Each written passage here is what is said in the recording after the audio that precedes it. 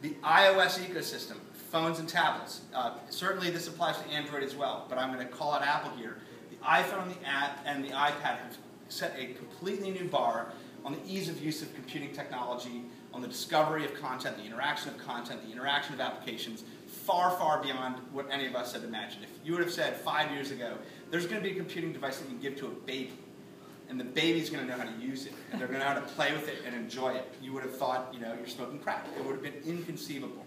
But we're now in a world where there's a touch device that can do almost anything that you could imagine. It's a completely open computing platform. And that device is now in our lives, and it's the fastest growing consumer product in the history of humankind. And so Apple's achieved something that's really significant. And as you, I think, probably saw, I've recently written about this in the context of TV and Apple TV.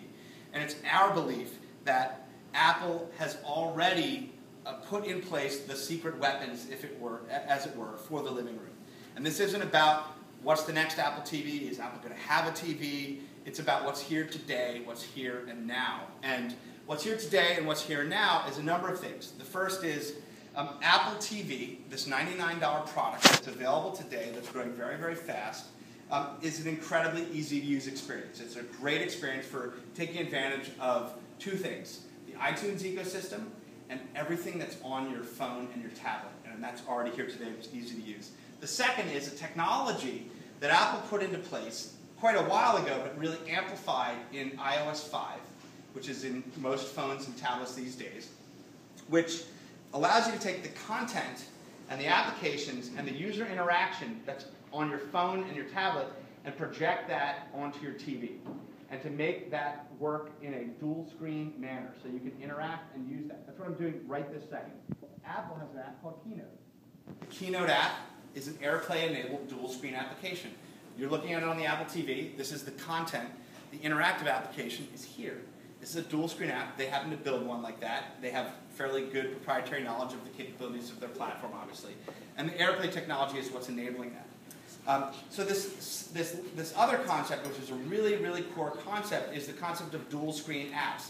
When people hear dual screen apps, they think about, I've got my broadcast TV show on, and the TV network made a companion app that lets me tweet about the TV show I'm watching, or whatever the use case is.